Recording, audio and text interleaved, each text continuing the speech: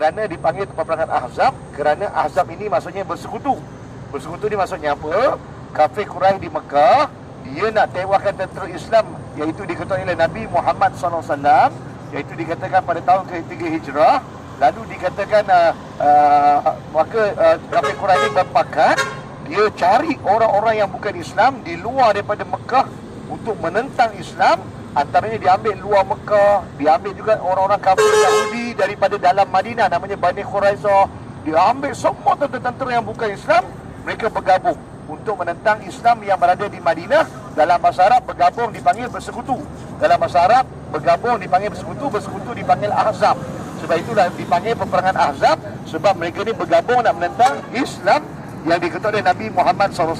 Baik, bila tentera Ahzab ni nak menentang Islam, lalu Nabi Muhammad SAW telah mendapat perkabaran. Lalu Nabi dikatakan berbincang dengan para sahabat. Sebab itu pengajaran yang kita dapat di sini apa dia? Apa-apa berlaku dalam rumah tangga kita, keluarga kita, apa-apa pun berbincang. Sebab itu dalam hadis Nabi Muhammad SAW, minal musyawarah, daripada perbincangan itu akan ada satu penyelesaian. Sebab itu kalau kita bergaduh suami isteri, anak-anak nak bergaduh, nak kahwin ke, nak pergi sama belajar kat mana, bincang dulu, insya-Allah ada penyelesaian. Dalam penyelesaian itulah timbulnya seorang sahabat namanya Salman Al-Farisi. Maka Salman Al-Farisi mencadangkan pada Rasulullah SAW, antaranya apa? Dia katakan Madinah ni takkan boleh diserang oleh tentera Ahzab. Kenapa tak boleh serang? Sebab Madinah ini kurniaan Allah. Di sebelah kanan dia penuh dengan bukit bukau. Tak mungkin mereka boleh serang daripada sebelah kanan Madinah. Di sebelah kiri Madinah penuh dengan bukit bukau yang tinggi. Tak boleh mereka masuk daripada arah sebelah kiri. Dan di sebelah belakang Madinah juga penuh dengan bukit bukau. Mereka tak boleh masuk daripada arah selatan. Cuma Madinah dia terbuka di arah utara. Jadi di manakah arah utara? Tengok tangan Ustaz. Inilah arah utara. Sebab itulah dalam keadaan arah utara inilah, tuan-tuan puan, sebab itulah dalam firman hadis Nabi, maka disebut dengan jelas, dalam firman Allah berlakunya hari kiamat. Ketika para sahabat bertanya, wahai Muhammad, ketika berlaku hari kiamat, yang manakah yang terakhir akan hancur? Nabi kata Mekah dan Madinah. Tetapi ayul akhir, baina Mekah wal Madinah, manakah paling akhir Mekah Madinah? Nabi kata akan hancur dulu Mekah baru Madinah.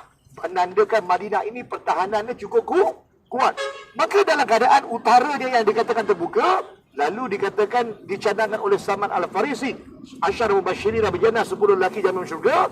Baru dikatakan apa ya Rasulullah, kita jangan berperang di dalam bandar Madinah kerana ada anak isteri, kerana ada isteri-isteri orang-orang tua yang lemah, kanak-kanak. Kita berperang di luar Madinah. Maka pengajaran iman dan takwa kita meningkat. Yang kedua apa dia? Apa-apa pun berlaku dalam rumah tangga, jangan libatkan dalam keluarga, keluar daripada keluarga. Yang keduanya, apa-apa berlaku, lindungilah isteri, orang-orang yang lemah, mak, ayah, anak-anak yang kecil. Kita sebagai ketua keluarga, ar-rijal qawwamuna 'ala nisa, lelakilah ketua, dia kena mengetahui keluarga. Sebab itulah Rasulullah bersetuju antaranya berperang di luar bandar Madinah. Ketika sampai di luar bandar Madinah, di utara inilah, maka Salman Farisi kata apa? Maka koreklah handak. Handak ni apa tuan-tuan? Handak ni apa puan-puan? Handak ni maksudnya longkang, bukan longkang macam rumah kita tu. Longkang besar. Baik, nak tahu tak handak ni macam mana? Sabal hara'is macam mana? 7 harifah macam mana? Tengok tangan Ustaz. Daripada main ablution tu nampak tak, yang warna hijau tu main ablution tu nampak? Handak ni besar. Sampai dah nampak tak bas kuning tu, nampak? Inilah handak. Besar tak? Maknanya, kenapa handak ni besar? Maknanya tentera Islam hanya perlu tunggu, dah korek dalam, kalau dia turun, tanah ada. Dia takkan dapat masuk Madinah. Kalau dia turun ke longkang tu besar pun, dia nak masuk punya jauh, sempat lagi panah mati. Sebab itulah dikatakan handak ni besar. Kalau hadis Nabi dikatakan orang yang dijauhkan daripada sabah haraif, iaitu daripada 7 longkang besar daripada api neraka. Sebab itu besarnya handak ni, jangan main. Baik. Jadi sebab itulah dikatakan berlakulah peristiwa handak, yang mana kalau kita kat sekolah rendah, kadang cikgu kata, kadang kita salah dengar kan, dikatakan peperangan handak ni dikorek longkang seluruh Madinah. Takkanlah seluruh Madinah, pengsanlah korek seluruh Madinah, hanya di sebelah utara. Maka dikatakan dari sinilah sampai kan dikatakan Nabi Muhammad SAW membungkuk. Nabi pun sama-sama dikatakan mengorek handak, dikatakan berdebu Nabi. Maka dikatakan di sinilah pengajaran keempat kita dapat. Apa-apa pun berlaku pun, ketua macam mana pun dia tetap kena turun. Ketua dia macam mana pun kita kena turun. Baik, ketika handak pun telah dikorek, alhamdulillah, maka dikatakan setengah riwayat mengatakan 3 hari, ada yang mengatakan 5 hari. maka dikatakan tentera Islam pun mulalah mengambil tempat untuk menanti tentera Ahzab datang. Lalu mereka pun dikatakan mengambil tempat. Faham mengambil tempat? Maknanya mereka tunggu di satu tempat. Andai kata tentera kafir Quraisy ataupun tentera bersekutu datang, mereka akan datang ni dia langkah aja panah. Sebab itulah tengok tak Ustaz, antaranya mereka berpecah, mereka membuat kubu-kubu, tengok tak Ustaz, kubu-kubu sepanjang handak. Tengok tak Ustaz? Nampak tak? Nampak tak? Inilah kubu-kubu dia. Maksudnya kalau mereka langkah aja panah. Nampak tak? Mereka langkah aja panah. Dan di sinilah tuan-tuan dan puan, antaranya sahabat Nabi yang hebat. Ada kadang-kadang kalau kita kat Malaysia orang tanya, Ustaz, kenapa Sayyidina Abu Bakar masuk syurga? Nombor satu, kenapa Sayyidina Umar? Kenapa Sayyidina Ali, Sayyidina Osman? Kenapa Salman Farisi? Kenapa Khalid bin Walid? Di sini membuktikan mereka ni cukup kuat, mereka layak masuk 10 orang yang pertama masuk dulu. Maka yang pertama hadirin hadirat mati Allah SWT, dikatakan kubu yang paling depan adalah kubu Sayyidina Umar Al-Khattab radhiyallahu. Sebab itulah Sayyidina Umar ni betul-betul gagah orang, jangan main-main. Kalau nak semayang pun imam kata apa? Sah hukum. Sebab itu Sayyidina Umar ni dia kalau tengok sah tak rapat, dia tarik pedang. Menandakan Sayyidina Umar ni memang seorang panglima yang hebat. Sekarang dia mengetahui di barisan depan. Dipanggil kubu Umar. Lalu kubu yang kedua dipanggil Saifullah. Orang ini dipanggil siapa? Pedang Allah, Sayyidina Ali bin Abi Talib. Kubu yang kedua, nampak tak bas biru tu? Nampak tak kereta Honda tu? Kereta warna putih tu? Itulah kubu kedua. Menandakan Sayyidina Ali bin Abi Talib ni memang gelarannya karamawah wajah, Saifullah, dimuliakan Allah wajah dia, dan juga pedang Allah. Beliau seorang yang berani. Lalu yang ketiga, tengok tak Ustaz, yang atas bukit orang naik, nampak tak? Atas bukit tadi? Boleh tak? Lalu dikatakan hadirat mati Allah, boleh? Maka dikatakan di situlah, dikatakan dia ni lembut sikit, dia penyayang, menjaga Nabi, sampaikan Nabi nak kena patut ular, dia tutup tangan dia. Bila lah Sayyidina Abu Bakar, maka menandakan dia lebih lembut daripada Sayyidina Umar, daripada Sayyidina Ali. Dia dilindungi oleh Umar dan Ali, di situlah kem Abu Bakar. Dan di manakah Rasulullah SAW? Rasulullah bersama dengan Sayyidina Abu Bakar, sahabat dia yang setia, nampak tak? Baik. Dan ada setengah ulama mengatakan Sayyidina Ali bukan di situ. Ada mengatakan inilah Sayyidina Ali sebelah kanan ni Ustaz. Nampak tak? Sebab Sayyidina Ali melindungi Rasulullah dan Sayyidina Bakar. Sayyidina Umar melindungi, tengok dan Ustaz, klaim yang keempat, Sayyidina Uthman bin Affan radhiyallahu anhu. Nampak tak? Manakah Sayyidina Uthman juga merupakan paling yang hebat, tetapi garang lagi Sayyidina Umar. Baik. Lalu dikatakan tiga pemilik kubu yang terakhir, mereka ni hebat. Cuba tengok di sebelah tengah itu. Itulah kubu kuat yang Ustaz cukup minat masa kecil. Beliau adalah dipanggil Salman Al-Farisi. Yang mana tengok Ustaz, tengok. Dua pedangnya kalau dibaling, maka disebut oleh Syekh As-Sudi, dia pedang dia patah balik. Sebab itu kalau orang kafir, orang Eropah, dia cipta apa? Bumerang. Itulah kisah Salman Al-Farisi. Nampak? Dan di sebelah kanan sana, kita boleh lihat kubu siapakah lagi. Itulah tactical yang paling hebat. Beliau bernama Khalid bin Al-Walid. Hebat Masya Allah. Dan yang kiri kita yang dah tak nampak, itulah yang dikatakan orang putih tiru. Orang tu kalau marah tukar jadi hijau. Dia boleh angkat batu. Beliau adalah lelaki yang ketujuh di masuk syurga, Sayyidina Abu Zar radhiyallahu anhu. Benar tak Sayyidina Abu Zar? Beliau punya kekuatan yang besar. Dia boleh angkat batu yang besar, boleh campak daripada atas. Itulah kekuatan yang dipanggil kem Abu Zar. Dengan 7 kem inilah dikatakan dikawal handak dengan baik. Dan setiap panglima dia ada orang-orang dia. Jadi kalau Salman Farisi, dia ada panglima dia. Kalau kita kalau Malaysia faham tak? Kalau ahli parlimen ada orang dia. Kalau ada orang dia. Nampak tak? Nampak tak? Nampak tak? Baik. Jadi Ustaz Syamsul insya-Allah Syahrul lepas ni Ustaz tak ada, dia kacau bagi kita lah. Baik. Tuan-tuan di sini. Baik. Jadi tuan-tuan rahmat Allah, maka dalam keadaan nak mengawal handak inilah berlakulah meja Sabah. Apa kena meja Sabah meja 7 dengan kem 7? Rupa-rupanya disangkakan pagi sampai ke petang, rupanya panas hujan di tengah hari. Apakah jadah cerita ni? Baik, rupa-rupanya peperangan handak ini tidak berlaku seperti yang dirancang. Rupa-rupanya tentera Ahzab datang, mereka telah pun mendapat bacaan, andai kata mereka melangkah, mereka akan dipanah. Andai kata mereka masuk, sudah pasti dah mereka akan mudah diserang. Akhirnya mereka pun mendirikan kemah mereka juga. Maka apabila mereka mendirikan kemah, tentera Islam juga ada kemah. Tunggu, tak serang-serang. Akhirnya terlalu lama. Maka sebab itulah dikatakan tentera Islam ini, mereka juga berpegang pada tali Allah. Apabila sampai waktu, mereka tak pernah lupa pada Allah. Bagaimana? Maka dimulakan dengan hadapan Sayyidina Umar bin Al-Khattab. Apabila masuk waktu semayang, maka kem Umar bertukar menjadi Masjid Umar. Sebab itu Sayyidina Umar akan semayang. Sembahyang ni dipanggil sujud. tempat semayang dalam masalah dipanggil mim tambah mim tambah sin apa? Ustaz ajar semalam. Masjid. Jadi kalau itulah tempat sujud Umar, Masjid Umar. Nampak tak? Lalu sebenarnya Umar semayang, Panglima dia semayang, di situ dah jadi Masjid Umar. Begitulah di sebelah sana Masjid Osman, kem Osman bertukar Masjid Osman. Maka di sebelah kiri bertukar Masjid Ali, Sayyidina Ali berkem Ali bersama Ali. Masjid Sayyidina Abu Bakar, kem Abu Bakar bertukar Masjid Abu Bakar. Sampai ke atas nampak tak saya kem Salman Farisi, Masjid Salman Farisi. Maka tujuh menjadi kem 7. Bertukar menjadi Masjid 7. Maka apa yang kita dapat? Selepas mereka habis semayang, maka masjid itu bertukar balik jadi kem Abu Bakar, kem Omar, kem Ali. Apakah yang kita dapat?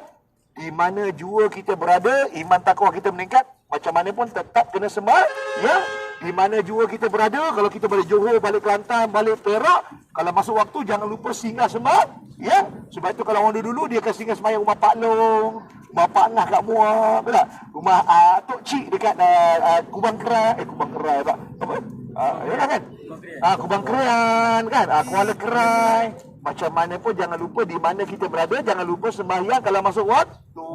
Itulah iman dan takwa kita meningkat. Ya Allah, aku balik umrah ni malunya aku. Kalau perang Khandaq tu macam tu pun dia orang kalau macam mana pun boleh sembahyang kat mana-mana. Sebab itu bila kita balik umrah, macam mana pun kita kalau masuk waktu kena sembahyang. Di mana saja kita berada kena sembahyang. Baik. Namun saya tutup, lepas kita dapat pengajaran, akhirnya Rasulullah SAW berdoa pada Allah.